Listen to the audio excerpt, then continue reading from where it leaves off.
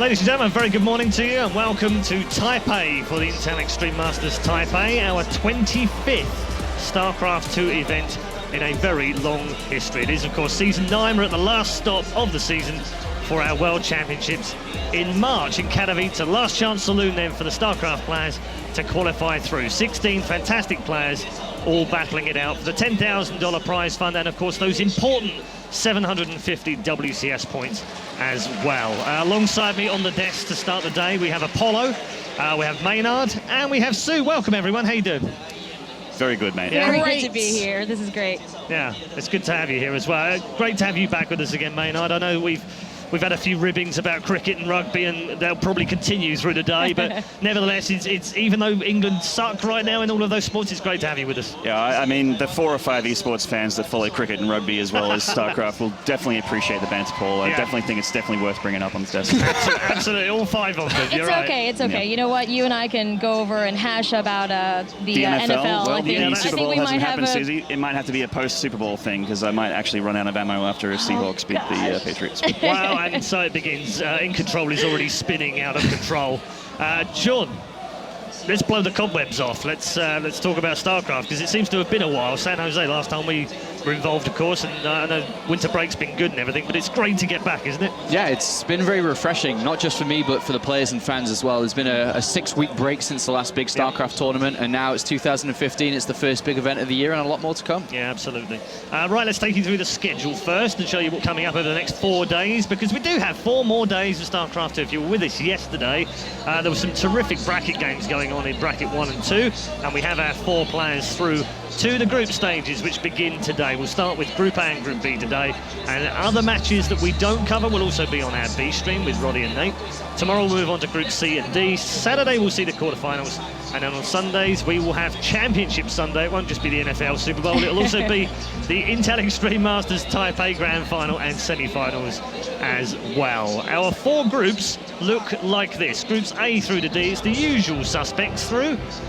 Group A, Sen, local hero, Polt, CJ enters hero, triple winner of the Intel Extreme Masters, and Hyun, all, of course, premier winners at one point or another. Group B has Classic, Harston, the only European remaining after Snoop crashed out yesterday, Rain and Czech. C sees Sand, 4GG, Life, the world champion, and Solkey, who came through from the brackets yesterday. All 4 of those have a premier title between them as well.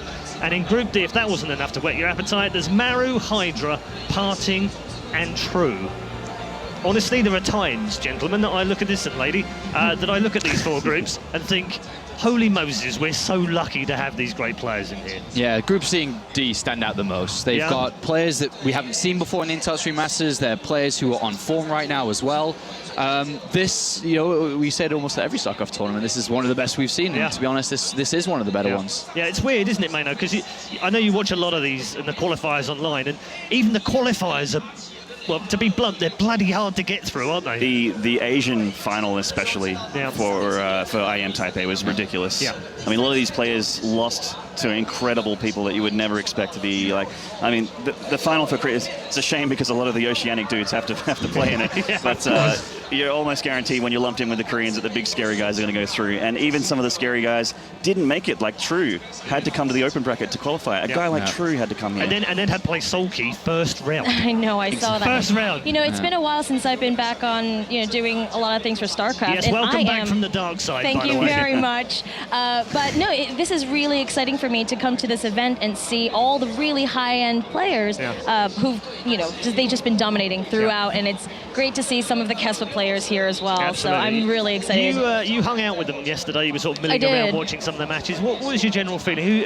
Who felt to you like they were in form, they were doing well? Actually, I've been talking to them all morning, and they're all feeling really good. 4GG kind of was like, oh, as soon as I saw Soki's in my group, I kind of laid, I might be throwing in the towel and just enjoying my time in Taipei. But, other than that, everyone else I've talked to, they're feeling really good this morning. So, I don't know, got some great games coming our way. Yeah, absolutely. Just before we head into talk about Group A, Maynard, who stands out for you? I know you watch a ton of StarCraft. You're a fan.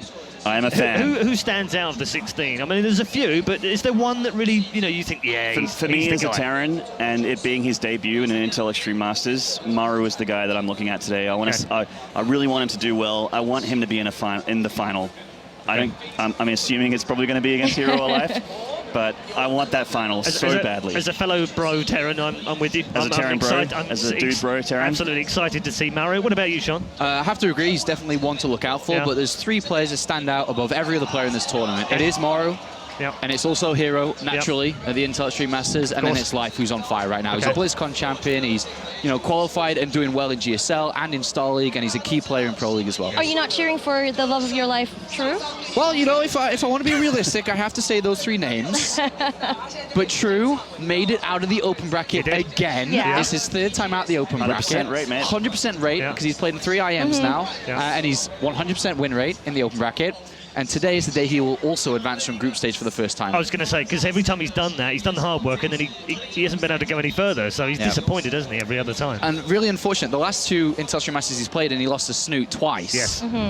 This time, he's going to knock out Parting to move on, so it's going to be really good, because Morrow's definitely going through in Group D, but True's going with him. Okay, before we go any further, let's look at Group A's bracket. This is what we're going to be playing through this morning. We'll start off with our feature match, which is Polt versus CJ into herO. We'll talk about that in a moment.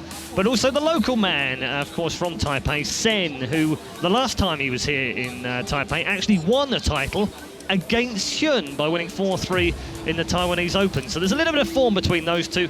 You can watch that one on Group B. As ever, it's dual tournament format. And of course, the winner goes automatically through from the upper, and the lower will also advance to the quarterfinals, which will take place on Saturday. Right, let's turn our attention to game 1. Polt versus CJ into herO. Now, they've got form, these 2. They've played each other 4 times in matches, Sean. Polt's only won 1 of those, but vitally, it was one of the only times that we've seen herO lose at an Intel Extreme Masters. But it was all the way back in Sao Paulo. I don't know even if you can put any weight on that anymore, can you? I mean, that's a year ago now. It's pretty much 12 months ago since that happened. It's, for me, looking at this, I have to 100% go favourite towards herO. herO's on form right now. He had a big loss recently in Star League against Life, but against Terran, he's an absolute menace. His Blink Stalker play, his Oracle play, he's so tenacious when he approaches Terrans. And Polt's been looking shaky recently. It took him 3 attempts to qualify for WCS America, a region that he's been dominating over the last year. 3 attempts in a region that doesn't have any Koreans really anymore in it. I have to go herO. This is I'm gonna say again, in conversation this morning, I was talking with Polt a bit, and I mean, he was the first guy here practicing. But he's actually betting on herO to win as well. and it kind of made me sad. It might be mind games. We don't know. But he was like, herO. If you say IEM, it's CJ herO. And so how can I go against that? So I'm not sure exactly,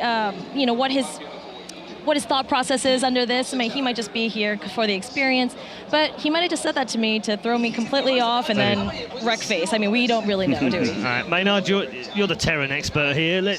Come on, let's see some support for Polt. Sure, expert is very generous. but in terms of where he's been, Sean's right. His last couple of months have been poor, but he's Polt, for crying out loud. He's won 6 titles. He is Polt, and being Captain America aside, this isn't America anymore. This is a very, very scary bracket with some very scary players. And I'm not going to lie to you guys, I'm tipping herO as well. Oh, herO plays week in, week out against the best players in the world in Pro League, Star League, and GSL. He played Flash recently, and sure, Flash hasn't been on form, but he showed the blink into DT. You can go blink into DT without taking too much of a gas hit against Terran, and it looks so scary. And he pulled it off so cleanly against one of the best Terrans. He's in a slump, but he's still one of the best Terrans in the world. And I mean, Polt, what's he done? Recently, he's been playing in Zotac Cup.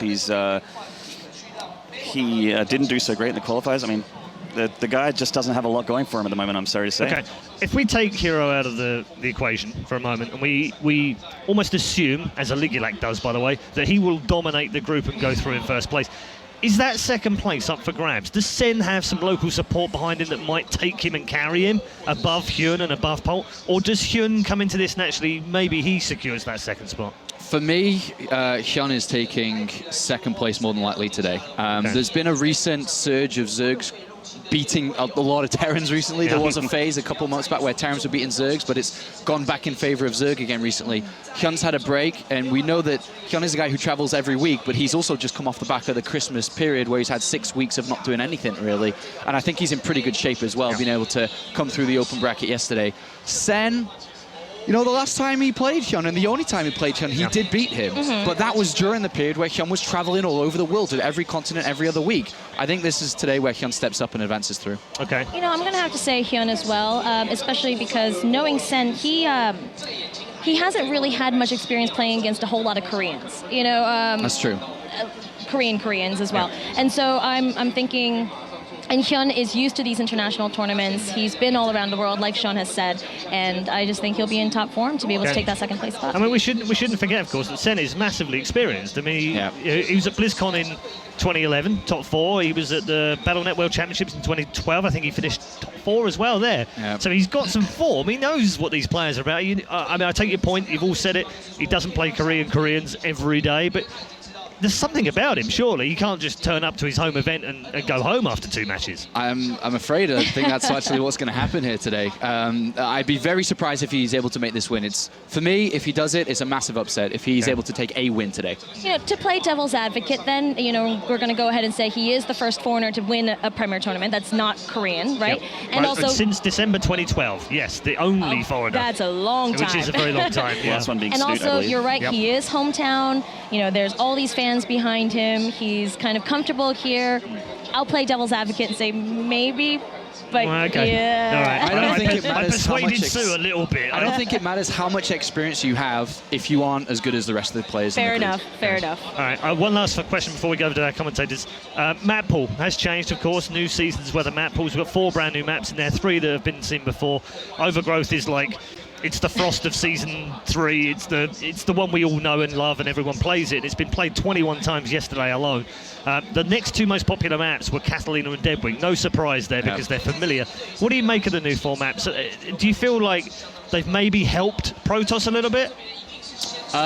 Just very quickly, because apparently we're about to go into the game. I think it's very difficult to say right now. We haven't seen these maps used in the professional set yet until today. They've been used on ladder, and that's kind of it, so it's hard to tell at the moment. All right, okay. Well, we'll pick that up afterwards. For now, though, we are heading over to our commentary team of Kalaris and Todd for Game 1. Day 1 of Taipei was fantastic here at the Intel Extreme Masters with the open bracket, but with the round of 16 now starting, it's a whole other level of talent. herO versus Polt to start things off on day number 2. What are you feeling, Todd? I feel like this is maybe one of the best matches to get into the tournament with. Really 2 players who are household names, big fans' favorite, and we're already into the game. That was fast. All right, let's get into things then. Game number 1 of day 2, as we have spawning over on the left-hand side of the map, it is CM Storm's Polt. And down to the bottom right-hand corner are red Protoss, representing CJ Entus.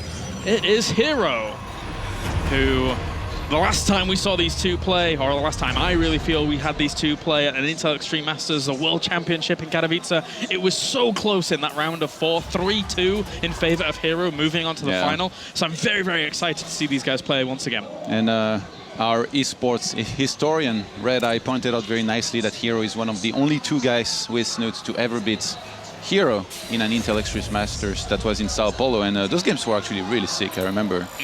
All the multitask back then, Polt, his style was brand new. You know, this style of attacking in 2 places at the same time with big chunks of army. Since then, it's evolved a lot. He's doing a lot more, you know, big doom drops to try and snipe the nexus of his opponents. And I'm pretty sure that's what he's going to want to look to do here. But the thing is, up against somebody like herO who's just so good with Blink Stalkers and resorts to using them almost every single game, it's going to be so hard to find a hole in the defense to drop and do damage. Yeah, this is a good map for him to start on as well for herO, just being able to use that kind of blink play with a lot of surface area around the main base. Polt, though, is opening up pretty darn greedy. And at the same time, herO is keeping an eye on the edge of those rocks pretty fast in this game, so he wants to make sure no Reapers are going to be coming from that direction. Actually, herO is always gone for, like, you know, those very nicely placed pylons, and lately he's even evolved that. You know, he just played Flash recently in Pro League, and his second pylon was a very Zest-ish pylon, you know, around the ramp of the natural to see any kind of Reaper hopping up that one ramp to be able to maybe help protect, spot whatever Reaper could come up there, or even units later on. And the third pylon is always in a position where usually he goes for the Twilight. So, for example, if I had to guess this game, I'd say it might be to the very right of his main base. Okay. And if you know that as Polt, it makes it interesting because you already kind of know, you know, if you scout with an SCV where the pylons are, where to scan to try and see exactly what you're up against. But up against Flash and Overgrowth, he went for a Dark Shrine behind the middle line of his natural, which is very, very hard to spot. And if you don't see it, and you don't have any turrets, or in this case, even flash at the turret at the natural in middle line against Oracle or DTs, he got the DTs dropped in the main, sniped the tech lab, cancelled combat shield, so, and then from there, it's very, very hard for a Terran to be able to do well. So Polt is gonna have to be careful. I talked to him about this game, and he told me that he saw it. So he knows what herO's capable of in terms of opening Blink, plus possible Dark Templars as well. But it's interesting that you bring that up, because one thing that Polt's doing here with the command center first is that technically he doesn't have the opportunity for Reaper, so getting in there to see earlier pylons to know where to scan later on does hurt the idea of being able to spot things later, which is kind of annoying. herO trying to poke in, at least he sees the CC first opener, so he knows what he's playing against at this point. If we're talking purely stylistically, herO is the guy that almost always opened with Blink and Blink Stalkers, and Polt is the guy who came up with, I guess, what at least I like to call the anti-Blink Stalker build. Exactly, where you go for 3 barracks, get a lot of bioforces, then you make sure that not only your opponent cannot do that much damage, but you can also punish grid and maybe a quicker third than otherwise. So that makes it very interesting when these two face off, just to know that they can go for this and that they, their style. Supposedly, Polt's style would counter herO's style, but herO has so much initiative when you open with Blink Stalkers the way he does. So that's going to have to be one of the things that we keep in mind, and we already saw a Twilight Council go down in this game, so I'm pretty sure that we're at least going to see Blink, maybe a Dark Shrine as well. Would you like to see some DTs? I wouldn't mind it. Everybody likes to see DTs, but just not in their games and against them. Just not against them. That's how it goes. When you hear the noise of the swipe, it's the swipe. Yeah, the swipe. It's like the hack and slash. Yeah, the hack and slash. The execution, the butchery. Yeah. It depends how much damage you're going to take it if your missile turrets are in the right place, I guess. Yeah. But you're totally right, and you pretty much stole the words right out of my mouth. Polt has been so good against Blink, but again, if you mix it up a little bit, if you do add those DTs for flavor, like we've seen herO do, then it can get a little bit scary.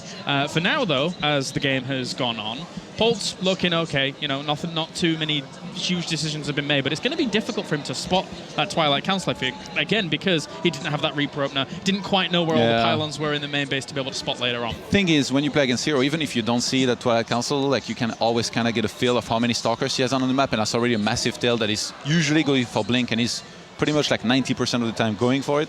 So shouldn't be that much of a big deal. Like, it's not like he's going to get surprised by Blink ever anyway when playing against herO. It's interesting though, what Susie mentioned with talking a little bit to Polt, and Polt not sounding confident at all, basically saying that he predicted herO to do very well here. That's not something I'm really used to with the players coming here. A lot of them, they want to be confident, and even if they're not, they try to basically tell themselves that they are very confident and that they're going to do well, but Polt was just like, yeah, I think herO should win against me and stuff. That's maybe not the best state of mind, so I'm curious whether it's because he's just not that confident overall, or because he wants to be relaxed about it. Maybe not put too much pressure on himself. You know. I mean, what do you think about Polt's chances in this group overall? Because going up against herO, very, very tough opponent, of course. A lot of people pegging herO to win here. But then if you look at the rest of the group, with Sen and Hyun, he hasn't looked that fresh against Zergs. If you go back to what Apollo was saying with how he kind of wasn't able to do too well in the first and second qualifier of WCS America, he went out to 2 Zergs during that. Not in very convincing fashion from his side of things. So, like, what do you think his chances are overall? The thing is, for a tournament like this, he gets to think a lot about his matches. He's a very smart player.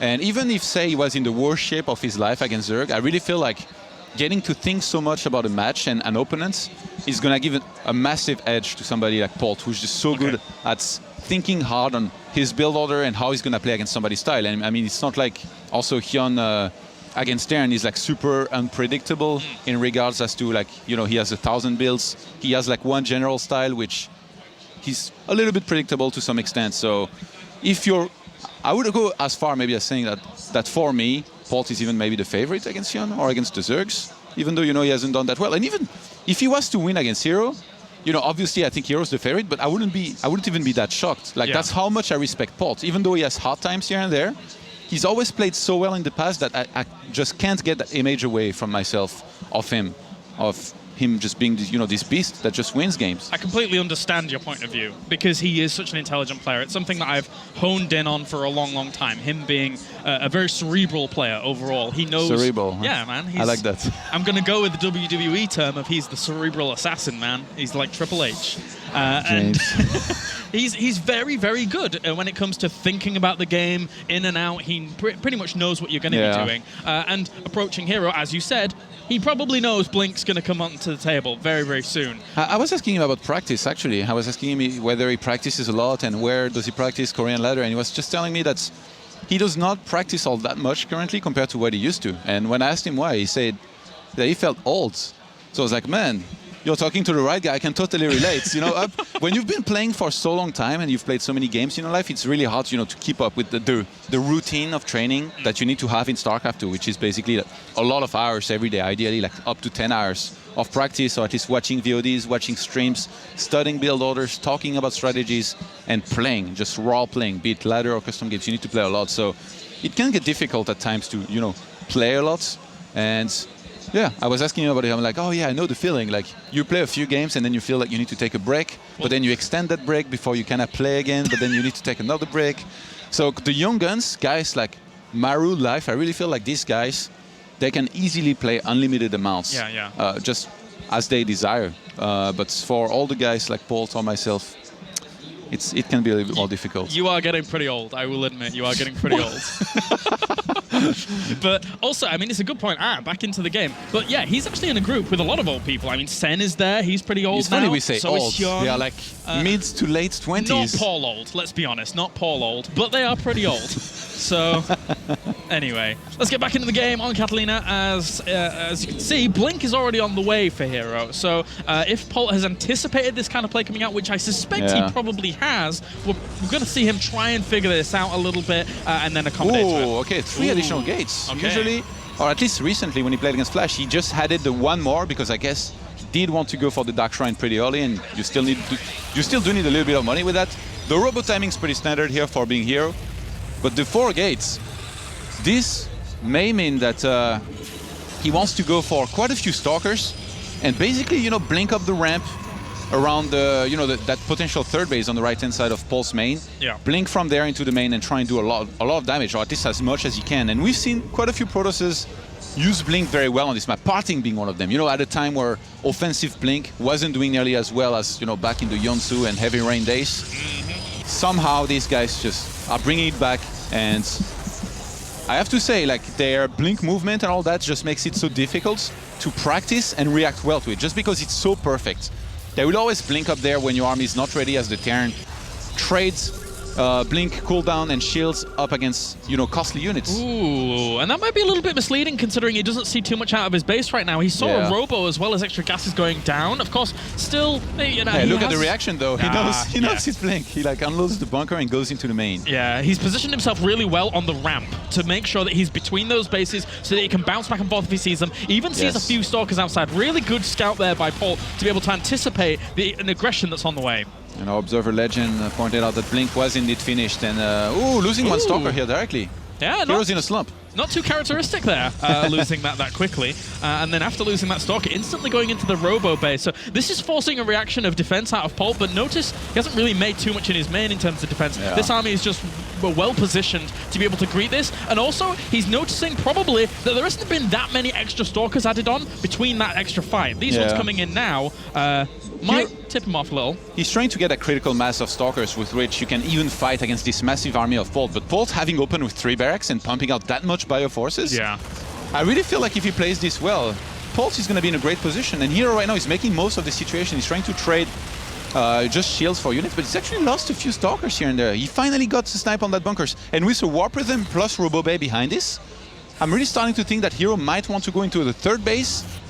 I really feel like herO's not the guy to go for an all-in. And look, he restarts pro production here. He's going to drop Zealots in the main and attack at the front with Blink Stalkers. Well, that's what makes a player like herO so incredibly scary. It's that he is pressuring you at the front with a Blink Stalker attack that can be extremely detrimental to a Terran, but then there are transitions behind it. The War Prism Harass on the way whilst this Blinker is going on, then the Colossi coming in as well. So Polt's accommodating, once again, for plans that are, you know, he's seeing face on. He's not realizing that there is a drop in the main, I think. Yeah. He finally evacuates, but this many Zealots is going to be pretty hard to kill. They could even go for the eBay.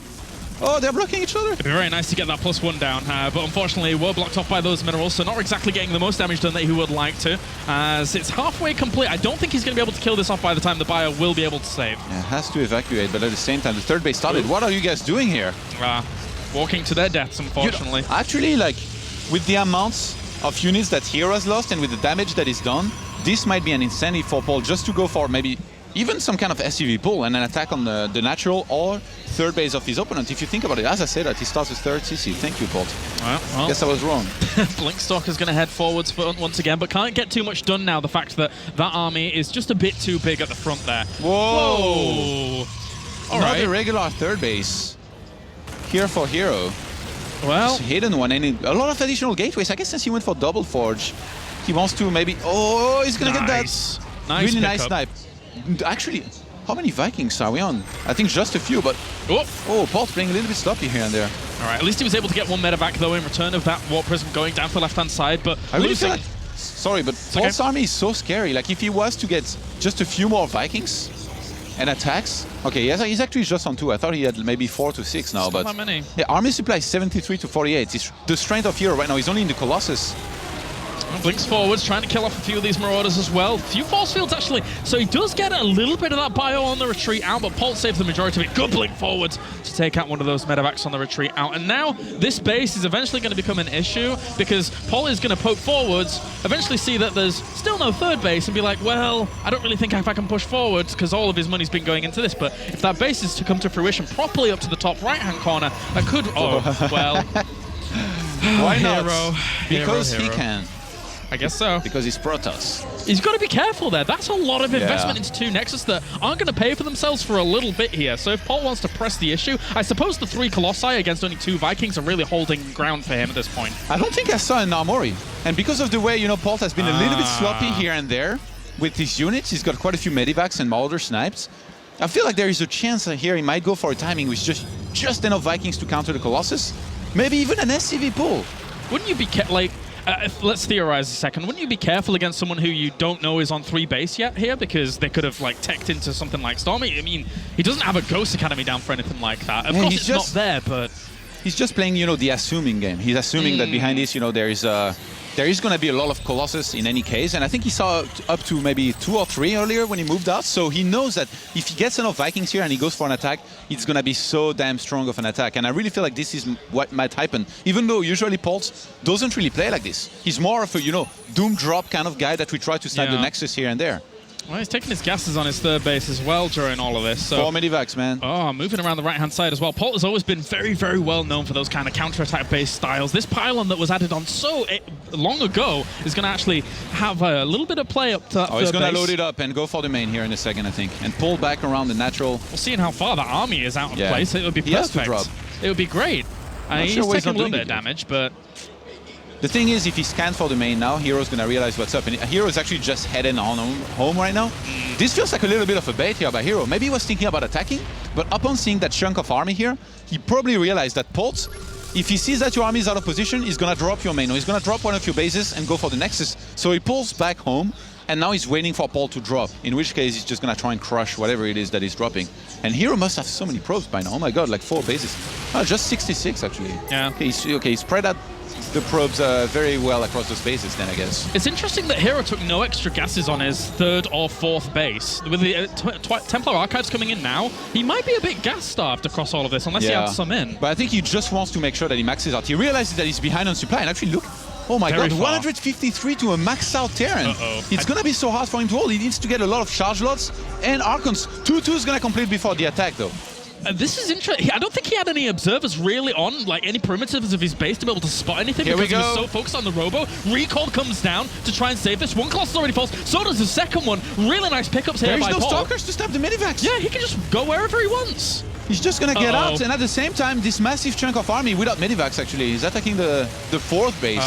But this is a great position here for Polt, because if any Colossi come forwards, those Vikings are going to have a really nice spot to gun them down. This Nexus ends up falling. Thankfully for herO, he has one up to the north, but this is not the position he wants to be in at all. He is really up against it. So far down in supply, Polt it's going to be very difficult. So many Vikings. They're getting sniped now. He needs to be careful. He needs to defend those ASAP. He's going to go for the attack and close in on this Colossus. He could just push it. He could just push that army. The Vikings are now way away from the Stalkers. They're being zoned down by the bio. This is a perfect opportunity for him to gun down the Colossi, sky back that Zealot force over there as well. This is difficult, very difficult. herO is plummeting in terms of supply. The bio is chasing down the gateway forces, and he's even in the main dropping as well. So Polt has played this game out very, very well, and herO's composition just didn't work out at all during any of these positions that he tried to get himself in. Very difficult. Losing the rest of the Stalkers, Colossi is going to fall, and Polt is going to be able to take game number 1 here pretty handily, actually, I would say. Pretty handily. Another Nexus is going to fall as well. Yeah, I mean, nothing herO can do at this point. He's trying to stay in the game, but basically over. He didn't do any economic damage. He suffered so much losses, and I can't believe he had such a hard time maxing out. Like, Polt's macro was so insane this game. Never missed the heartbeats. I don't know if I liked herO's game plan in this game, I'll be honest. Well, let's talk about it after the game's finished, because herO is finished, Kairos. I mean, yeah, okay, it was finished a little bit ago, let's be honest. I don't know why this is continuing on, but there you go. It doesn't matter. The point is that all of herO's attention was focused on Colossus, no observers to be able to spot things on the edge of his base. That drop forever was just not noticed up to the top right whilst that was going on. Do you not think he could have branched out to Templar Archives with extra gases on other bases and then used the Robo for a little bit of observers as coverage to be able to spot what things were going on? I really think that in this game, hiding a base the way he did it is just not that useful. Like, you can do that when you're either very far behind and you think you need to do something like this to come back, or you try to do it very early on, but then it's a big risk and gamble. But in this case, I really could have seen this game just developing into a standard one. Like, he was doing a few damage here and there. He could have just taken a standard third base, tech to Colossus, have his Blink Stalkers in defense, and then just kept on upgrading and later on did the timing. Like he did against Flash in Pro League. Yeah. He was even behind in supply against Flash, but he did well, you know, with the standard gameplay and timings. I don't know why he played any different here. Oh, well. That does it for game number 1 here for the first series of the day. Join us after the break when we'll have game number 2 from Polt versus herO.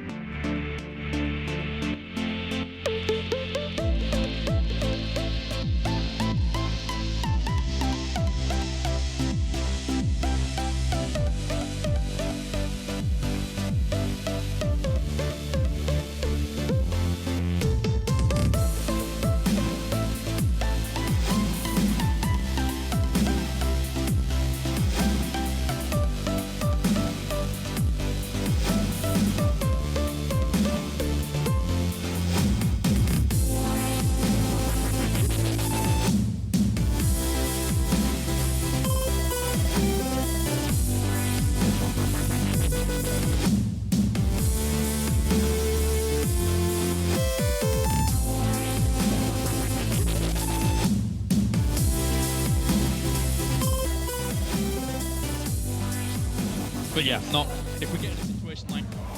All right, welcome back, ladies and gentlemen, to the Intel Extreme Masters Taipei, as we now get into game number 2 here. And it's going to be Inferno Pools, which I am extremely surprised about. I really wasn't expecting to see this map too often. You know what, James? Okay, what? Why are you so apprehensive of what I'm going to say? I'm always scared of what you're going to say. The old map pool was extremely difficult for Protoss against Darren. Okay. So if you give us some fresh maps, even though these might be difficult, it's like a breath of fresh air, and you need to play on them, and you need to try them, and Inferno Pulse is one of those new maps. All right, well, let's get into that in game number 2 then, between Polt and herO, to find out who is going to be moving on to the winner's game in Group A. So far, Polt has looked good in that first game. I would dare to say herO didn't look as good as he normally does, but let's get into it. And they spawn close positions in the top. As we have spawning up to the top left, it is Polt from CM Storm. And over on the right position, it is herO from CJ Entus. Man, that last game, really like kind of still thinking about it, like, and like the way that herO, you know, took that third base, went into the double forge, and then still took another base, because it kind of feels like it wasn't, you know, really well prepared. Like it wasn't something like he was planning on to do before the series started. He probably went with it, you know, on the go. And then after going for that hidden base, he realized, oh, if I stay on 2 bases for too long, it will become obvious that I have another base, so I have to take this one. But then it didn't really make sense because he took a really long time to get these bases up and then saturate them.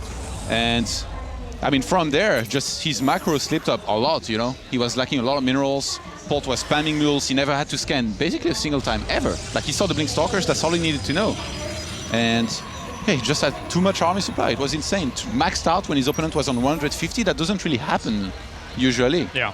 You fall behind in supply, but not that far behind.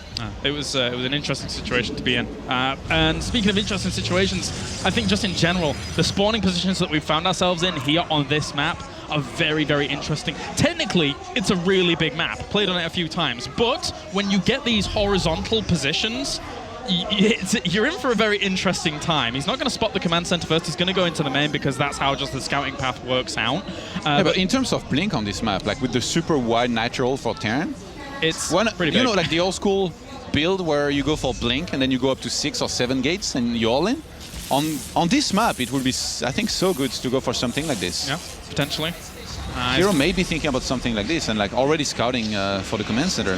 He's just going to cut gas mining and go for his own Nexus. Yeah. So it's very difficult for this game for these positions ever to go past the idea of 3 base versus 3 base.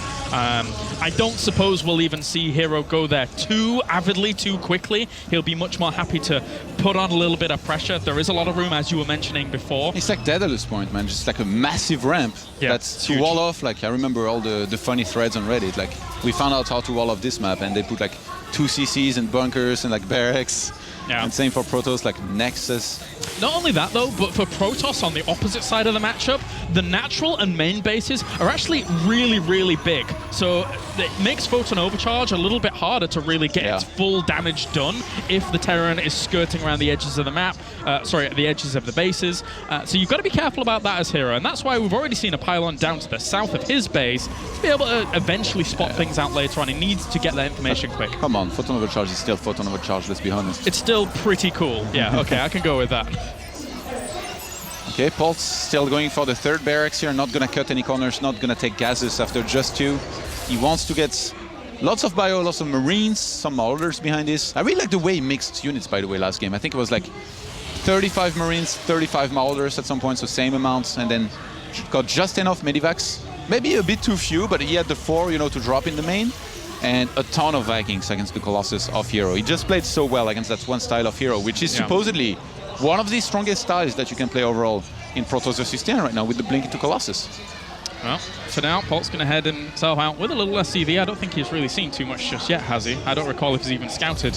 But regardless of that fact, herO has been playing pretty, just normal. He got the Nexus, he's getting his 2 gases down in his natural and going into Robo, so foregoing the idea of Blink for now to go down a more stable mid-game route here is herO. With the Sentry, interesting. Usually you almost always see something like, a few Stalkers. Like, usually by the time Wargate completes, you have 3 Stalkers, but that's because you're scared of like aggression, and possibly with like some Widow Mines, some Hellions, and Medivacs. But in this case, he scouted the command center first. So that made him so confident to basically just chrono boost out probes. I don't think he even made a single additional gateway yet. I think he's still on 1 gate. So he rushes for that Robo Bay. There's going to be a lot of potential for some kind of cheeky Colossus drops or Colossus 2 base all in, or just quick Colossus in general. And look, he gets the Warp Prism. This is going to be a single Colossus drop, which usually is followed up by an all-in on a lot of gateways, with 3 Colossus and Thermal Lens, or 4 if your MC's, big head build. Big head build. It's very, very fast in the end. Going all of this off 1 gateway, pretty greedy in essence, and, well, herO could potentially do a lot of damage with it. How is Polt buckled down? Right now, he's just playing normally. If you think about it, with all the dead space that there is around the natural of Polt here, there's going to be so much potential for flying around, dropping the Colossus, doing some damage here and there, getting out, and at the same time, with that massive ramp, again, if you go up, you can go up that ramp very easily with lots of forces. Actually, the Robo-Bay gets sniped scanned, I guess, sniped in a way, sniped by the scan. Snipe scan. And having the info of that, Polt already can start thinking about the possibility of getting attacked by maybe a Colossus drop, and especially later on by an all-in timing. Yep. And that's a lot of gateways going down as well here. So the initial harass of the Warp Prism down to the bottom left. followed up by big gateway pressure with Colossi. He's got to be anticipating this. There's no other real idea. He went so far out. Yeah, like all the way around. Really doesn't want to be spotted. By the way, back at home, there's not going to be much here for herO's defense. Oh my god. And this is what I mean by the natural being huge. That's a massive army. That's a massive chunk of army moving out right now. Like I said photon overcharge, this photon overcharge, but there are limits, Scalars. Even when he gets up the ramp, the photon overcharge only really hits the very edge of that initial natural base. So he's going to have to position his army so carefully when going up against this army. At least he's got a Colossus to hold him down, but he's going to have a second one soon as well. Steam pack and combat shield just completed. We're at the 9th minute mark, and Polt is going to move in. All right, so one of these gateways is going to get scratched out quite a bit, but he can still move back if he wants to. He's actually positioning his army pretty well. Catches just a few of them with force fields, but takes down one gateway. I guess there aren't limits to photon overcharge after all, with some sentries and one Colossus. But herO forgot to use his Warp Prism here for the longest time. He could have just queued. Imagine, I mean, he didn't load it up with any Colossus, which is weird in itself, but he could have dropped some Zealots. That means he would have had a few less units back at home, but he did fine anyway with just the sentries and Colossus that he had there. And it's a bit weird. These 3 Colossi are going to hit at a time where the starport's only just finished, and he's the second starport is about to be churning away. So at least he's going to have 3 Vikings on the way at any time. But it's already 3 Colossi walking across the map. It's just 2 right now, but the third one I think is about to come out and rally across the map. 10th minute mark. Yeah, it's fast. herO is going to have 3 Colossi, 7 Stalkers, 6 sentries for force fields and Guardian Shield. And he wants to bring down that bunker. He does very fast. I would like the Colossi even to be hitting a lot of the other units here. Getting some of these Marines, does catch a few of them. A few SCVs coming off the line as well to try and buffer against this. If the Marauders could get to the back, but they can't because the time warp's slowing them down. Having just Thermal too much Lance. has died. Having Thermal Lance is such a big deal here. I really don't know how Polt could hold this without like mass bunkers or more Vikings, but he really didn't have that many Vikings in the first place. He's pumping them 3 by 3. This attack really didn't buy him much time at all. And he's going to have to pull the boys now. Yeah, mass bunkers is a cool idea because it does buy time. At least you can be able to repair that during all of that. But even picks on one of the Colossus with the Warp Prism to keep it alive. This is just a massacre in the end. And even these Vikings are going to end up dying off to the few Stalkers that were warped in from the Warp Prism that was able to pick up the Colossi. And that was pretty much very one-sided. herO with a great engagement, great choice of plan. Polt saw it pretty early, but was not able to deal with it. He's going to lose a little bit more of this bio as well as the last Viking falls. And he has no economy left at his natural. GG. Game 2 done as herO ties it up 1-1. You know what's crazy? If herO had loaded up his War Prism with 1 Colossus and went to drop it, he wouldn't have had 1 at home because he had only 1 when he got attacked. And it was like 1 Colossus, a bunch of sentries. Another was almost nice popping, but it would have I think he been a little bit late. mean, this army was massive. Like even then, Polt pulling back, I think this may have been a mistake. He should have maybe committed his entire bio to try and trade against the Colossus and the sentries, because if he kills them, then there's not going to be sentries with enough energy for Guardian Shield or a lot of force fields when that attack comes, and it's going to be 2 Colossus instead of 1. Then maybe he would have enough Vikings and bunkers to hold. So really not sure here. Like in the end, his team, they lost a lot, killed almost nothing. It just didn't seem worth it the way he handled the attack, and herO just punished that immediately. I wonder if that War Prism was meant to be scouted to maybe scare Polt. It went pretty far out. Yeah, maybe make Polt think that he could actually attack with it with his bio that he had. In which case, you have the Colossus back at home, you're golden. Yeah. That 1 Colossus, you're right, it did help a lot. And the second one was not going to be out in time for that little push. So at least it was able to buy him some time during that. But now, in just a little bit, we're going to be getting into Expedition Lost for Game 3, another one of our new maps. And again, it's one of those maps that does focus around the kind of 2-base play. Third base is very, very far out. If you're a Protoss going for a third base on that map against a Terran, a player like Polt is going to be able to exploit you one way or another. Really? And a player like herO is not going to be able to pull it off, you think? 2 bases, man. Is that what you're saying? 2 bases. 2 bases for herO? Maybe. Yes. It's really far away. He just did 1. The likelihood that he holds another 2 base is... It's time for Blink. Actually, maybe not an Expedition Lost. Maybe not. You're very torn about this. I'm glad I can torture you. The problem is you can't Blink on Expedition Lost is an interesting one because you can't really get from the front of your opponent's natural all the way back to where the rocks are to then blink up into the main because it's quite. But the thing is, for somebody like herO, you don't have to be particularly aggressive with the Blink. He can adjust very well. True. He could just go for double gates, enough Stalkers to defend, and maybe at the DT drop this time. Yeah. The DT drop builds. Snipe combat shield at 60%. Always a nice thing to have happen for you. Sorry, Flash, poor guy. But yeah, that would be nice. That would be nice.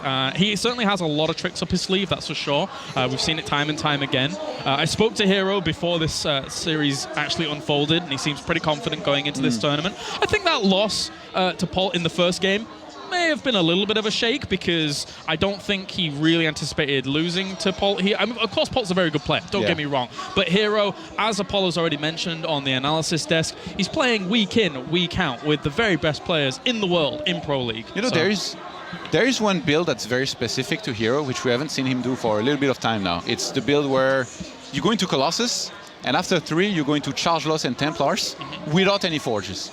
And usually what happens is that the turn is 1-1, he's on his way to 2-2, and you attack before he has 2-2. And because you skipped on Forges, you have, say, 3 to 5 High Templars with energy for Storm.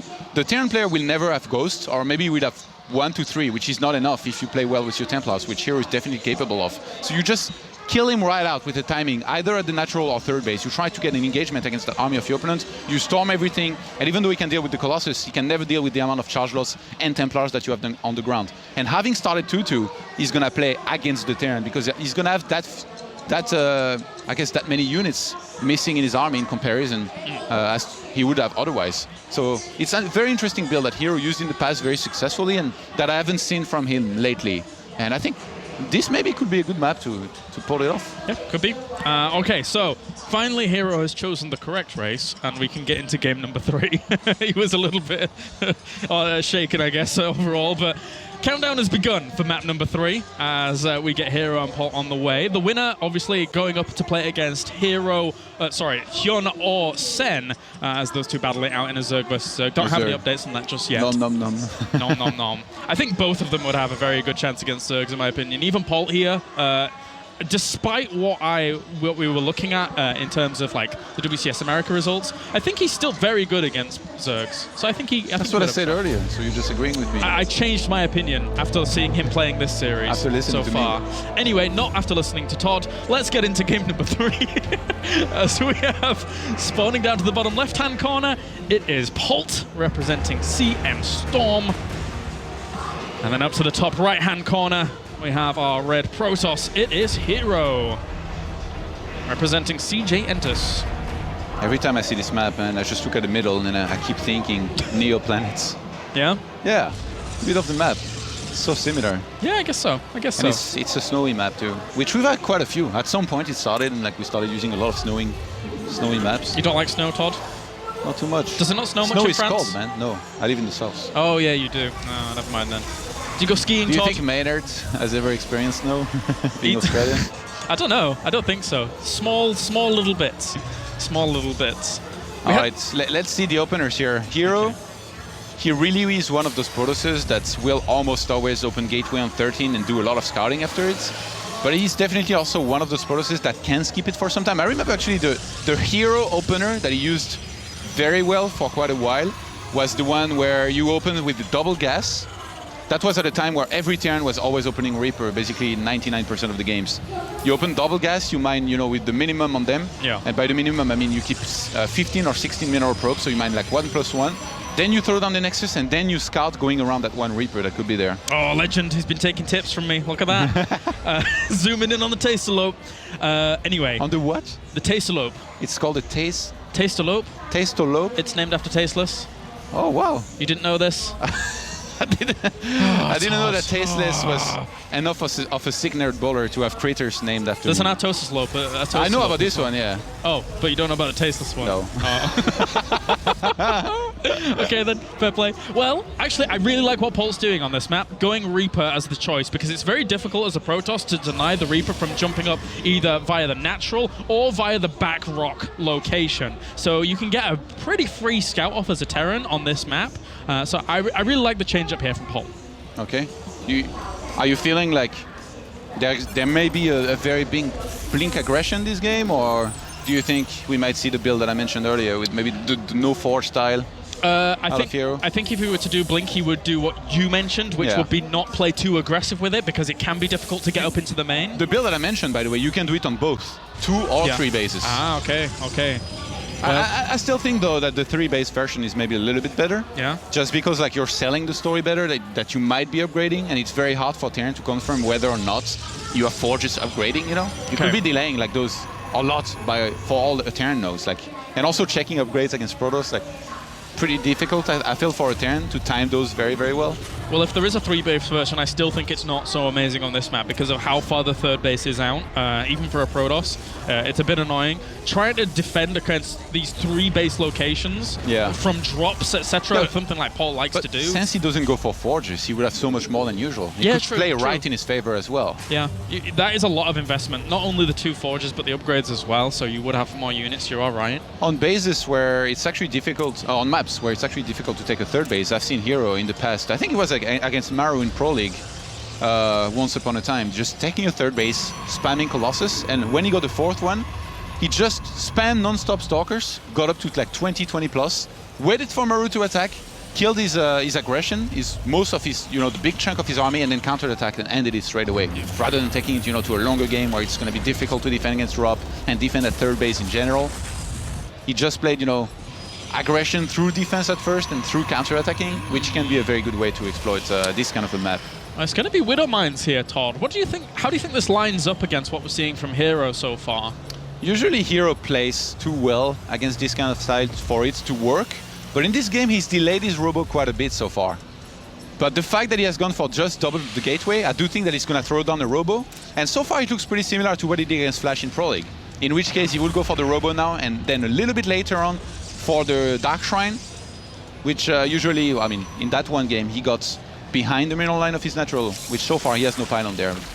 Yeah, and I don't think Polt really knows too much about this at the moment. He hasn't been able to get to the back of the base to scout what's going on. Robo's been thrown down here from herO, and this Reaper, unfortunately for it, despite having an opportunity, again, hasn't gone to that back rock area. Hasn't really done too much. Usually you assign your Stalkers to defending one base and Mothership Core with Photon Overcharge to defend the other.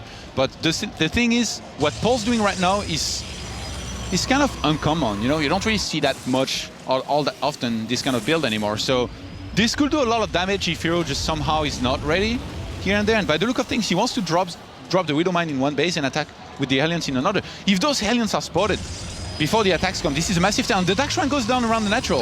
So this is going to be the Tech Lab, the anti-Flash build, let's just call it that. Or the build that beat Flash once upon a time in Pro League. Well, at least there's 2 Stalkers positioned there to try and do a little bit of damage to this Medivac as it enters the fray. But only 2 Stalkers to defend in the main. He really needs to see that Medivac coming, otherwise it's going to be that much more difficult to defend. Catches the Reaper, and this Medivac is going to take a bit of damage as it flies on in. The Hellions might have free entrance into the natural. I think there is some Stalkers around the natural, but this shouldn't do much. Observer finished just at the right time. The Hellions come in. He actually took away the Observer from that location. These Hellions are going to do a lot of damage during all of this as well. 7 probes already. Yeah. So 8 gone down there.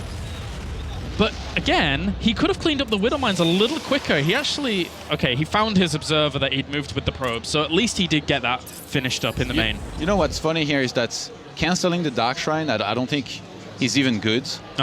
Like, you need to let it finish just because it's come a long way, or like it's got so close to finishing, and also you don't have to use it. Well, that's one of the good things about it. And DTs are still like fairly cheap to some extent, in mineral and gas. Like, they're not a massive investment. Like, getting one DT, getting it sniped, not doing any damage wouldn't be the end of the world. And he knows that with that Dark Shrine.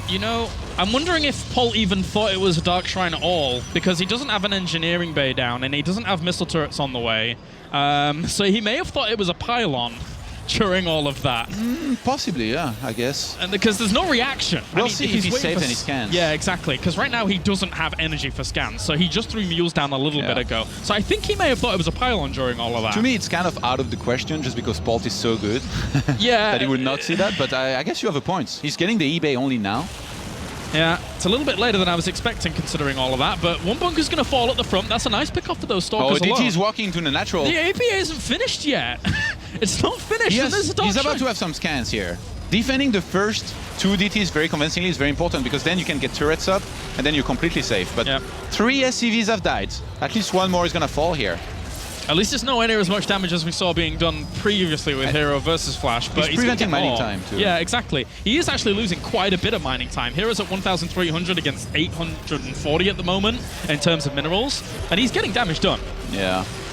just like he did against Flash. But you know what? In that game against Flash, Flash was going for the third base, which by the way could have been killed very easily. But in this game, Polt made that third base in a more safe location around the natural. It's now completing into an orbital, so he doesn't take really critical damage. He's 51 probes to 49 SCVs. And even though the third base going up for herO, like having the double forge like this and taking as hard as he is behind this, there's going to be a few timing possibilities for Polt to go for an attack and do a lot of damage if he wants to. But at least the Dark Templars, even though they didn't do massive amounts of damage, they did deny the income for a little bit, it allowed that third base to get up, right? There's no pressure happening on the other side of the map because the DTs are keeping him at home, as well as the Stalkers at the front. They get themselves another bunker, and even the missile turret having to be replaced is really, really annoying here herO for Polt. is so good. Yeah. Even gonna get that one DT here, I think, momentarily. 1-1 now underway for herO, who I'm pretty sure he's going to do the same thing that he did against Flash, just get charged, get 2-2 going, and then right after that, get a Templar Archive and go into Storm and a lot of charge lots. And trying to get a missile turret again at that front position, so herO having to blink back during all of that. And at least this base is really, really gathering momentum now here for herO on the other side of the map. Polt down in terms of supply by just a little bit, evening that up nicely though, and actually finding that Warp Prism eventually. So shutting that down will be a great start for him. Doing very good on the Walker count actually, like he really didn't miss a bit as well in terms of, you know, keeping up with the probe production. 63 probes to 44 SCVs. Yeah. It really feels like Polt has to attack and do damage here, because otherwise he's going to start falling very far behind. Like, at the moment in the game, what's happening? He could have blinked. Is he on cooldown? No, he was not on cooldown. I'm pretty sure he was not on cooldown during all of that, so he could have blinked, but unfortunately lost a few of those Stalkers. Very, very opportunistic there by Polt to be able to push that down. And if he could actually put some pressure on at the back as well, that army's not too big there for herO. As you said, a lot of the supply is actually in probes. But I mean, having Colossus waiting up the ramp or a cliff like this, you can't really drop into that, but I mean, and it's a big chunk of army. Yeah. It's only 3 medivacs too. He can't even load up that many units, but I guess Polt is going to start using the mobility of his army compared to herO's, and the fact that, as you talked about, the third base is so far away from the main that if Polt starts to go, maybe to use his old tricks, you know, where he attack in 2 places with big chunks of army, it's going to be so hard to split well as herO here. All you have to do as Polt here is do like he used to do on Heavy Rain. You scan for observers, you deny vision, you make sure your opponent doesn't know how big your army is split in places, and then you're going to do a ton of damage. And look, 2 massive chunks of army setting up to attack on the left and right-hand side at the same time. This base layout is Poltland. It's his theme park. This is what he is. Poltland. This is what he does. He does this. He's done it for so long. He splits his army up so well to hit these 2 locations. He greets you at the entrance with a Captain America outfit. He does, and he's got candy floss and everything. It's brilliant. Unfortunately, though, for him, herO split his army up pretty nicely. So he's going to be able to deflect that really, really well. And on the left-hand side as well, I don't think he's going to be able to get too much done. Actually, usually, he doesn't bring his Vikings the way he's doing now, because otherwise they can't retreat and get sniped, but herO may be overextending here a little bit. Oh, Polt was going for the surround. He might just go for the full-on engagement here. He's going to have to engage from a really weird angle, and he's going to actually lose a lot of the Colossi because of how that bio on the left-hand side was positioned in between these 2 armies. So Polt takes a very, very dramatic supply lead. Didn't even have to have the Viking support for during all of that to kill off the Colossi. A great little move there by Polt to separate up the army, divide and conquer, bring down the high priority targets. Another Colossi ends up falling, and even the probes off the line here for herO, who cannot deal with this torrent of aggression that we're seeing. As I said, it's Poltland, but he holds on for now, does herO. Polt plays so good, especially in terms of unit composition. He had so many Marauders, and they dealt a ton of damage to this army. They has to drop the scan there. Unfortunately, those Dark Templars for him are just a little bit too much to handle. He lost 12 workers during all of this, but that basically only evens up the worker count here. He should definitely have pulled back. Like 50 SCVs to 61 probes is definitely like better than the situation he was in before. Like he kind of overextended with that last attack, and he lost a lot of army because of it. And herO now, he's ahead in supply. He's still okay in this game. Even though he lost quite a few probes, he still has enough to basically keep on producing a lot of units, and even gets an additional robo to maybe increase his Colossus production. He realized that he sniped a lot of bio. There's probably not going to be enough Vikings, especially since Polt lost medivacs as well. He has to remake medivacs. It's going to be very hard for him to get enough Vikings to deal with any kind of good Colossus count that herO might go for. So this could be maybe a game-winning move here. And I don't even think there's 2 stop us. I think there might just be 1 here. I think if there was a bit quicker saturation on the third for Polt during all of that, then it would have been fantastic. He's actually only transferred a few more SCVs over there about 30 seconds ago to really get that going. And only the second starport going down now, so as you late. just said. That is so late. Yeah. It's going to be so incredibly difficult for Polt to get enough Vikings to deal with the Colossus. And he's going to need insane drops here. And I mean, those are not insane drops. They are like drops spotted by one single suicidal zealot, which is always sad. Well, the thing is that I feel that Terran does well in these situations, in low supply situations, when trying to drop across 3 locations, but it's 2-2 against 1-0 at the moment, and that is not the best situation for Polt to be in. He doesn't want to be taking straight-up engagements. He has to continue doing what he does best, which is the harassment on the left and the right. Is Polt on a single eBay? I think it might be. Yes. In which case, I think you would just get the attack behind this, and herO kind of I really like the way herO moves out, fakes an attack, kind of hopes, I think, that Polt will try and go for a drop, and then he's just back at home immediately. I never thought of that in the past. Definitely going to be trying that. I'll probably fail the defense anyway, but I will have tried to copy a cool move. That's fine. That's as long as you try and be cool, that's all that matters, Todd. Well, he's going to try and drop in the main. Are you giving me one of those speeches, like it's participating that's important? Well, in your case, yes, Todd. Anyway. Whoa! So, this drop on the right-hand side, that's quite strong, and there isn't too much, I don't think, in the main to deal with that, no. So he will see it quickly with the pylons, but again, not many observers anywhere to be able to spot these things earlier on in the map. herO is so confident. Starting 3-3 here could be very dangerous. A lot of Terrans, you know, if you played Bomber, for example, you should never start 3-3 here, because he's going to pull SCVs and attack you before that can complete. But in this case, he started. He feels confident enough. And defensive DT Warping, he's going to help in defending. Oh, the Forges! Oh, if he could bring down the Forges, if he brings them down, it would be fantastic. This army's just being rerouted. What is going on? That is not the direction you want to be going in. He's supply blocked very heavily. What just happened? He gets the Dark Shrine now. The scans gave him brilliant vision of where the army was anticipating his movement down. He's going to bring down this Nexus. He's not even focusing down the Forges just yet. He's more focusing down anything else that was going down. One of Colossus ends up falling, but this army's bottlenecked. The Zealots can't get on top of this army. He's taking a lot of damage, but he just needs to get out of there. A lot of damage, but this is going to be defended, I think. Oh, if he blinks, he gets away. Why didn't he get the Forges? Well, I mean, that would have been a lovely pickup. He has been having to deal with this little Zealot harassment down in the right-hand side of this map. He actually lost a lot of workers during that. There is action everywhere, man. Like this 20 or so workers, but... And 3-3 is going to complete now, and I think herO's going for a timing, and Polt doesn't think he has enough to defend and calls GG. Well... that was very abrupt. There you go. GG. Of an end here. That was interesting. He lost, again though, we have to reiterate what we didn't see during that down to the bottom right-hand corner with that harassment on that third base, because he lost around 20 or so workers. Before that harassment had gone, he'd lost about 11, then we pulled up that thing and he lost about 35. Yeah. So that was a lot of his economy down the toilet during all of that, and he didn't kill off big priority targets. He killed one Colossus off, but there were still a few left over after he'd lost a lot of his army trying to snipe out Nexus. You know what's crazy? It really feels like the way he had to evacuate the third base and like he took so much damage there, Polt. It could have been prevented with just one bunker there, in which case, you know, you take no damage on that third base, and then you're in, I guess, okay position. I mean, he did lose a lot of army. He didn't snipe the Forges, probably realized that 3-3 was about to complete and he was going to be attacked anyway, but still, like, didn't feel like he was out of it just yet. Like, he was in a bad spot. But I don't know. Feels like he left a little bit early anyway. And yeah, I just want to say that basically, maybe with one bunker, he doesn't have to leave here and he's in a much better position. So a little bit surprised that it went the way it did in the end. Well, regardless of that fact, herO was able to take a 2-1 victory. And also, elsewhere in this group, Hyun was able to take a 2-0 victory over Sen. So that means now we have Hyun versus herO in the winners match, and Polt is going to be going up against Sen in the losers match in Group A. So some cool matchups to come. Oh, why didn't he go for the Forges, man?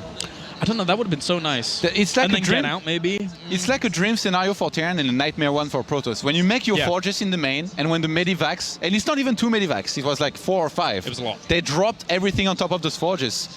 You could literally click it, count 1 second, and the Forges are gone.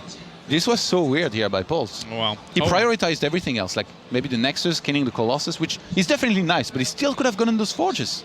And then got out and made a longer game of it. Why, oh, why? Oh, wow. That does it here from the caster's desk. Let's head over to the analysis desk with our winner. It's CJ herO. Yes, thank you very much. Yes, we do have herO on the desk joining us. CJ Entus herO, great to have you back at the Intel Extreme Masters again. We love having you here. We love paying you $10,000 every time you come, and giving you a trophy as well. 올 때마다 $10,000씩 주는 게 자기네들은 너무 영광스럽대. 더 영광스럽도록 만들어드리겠습니다. It's an honor for him too, and he wants to make it more honorable. I guess his way of saying he'd like to continue collecting those $10,000 every time. Yeah, we're okay with that.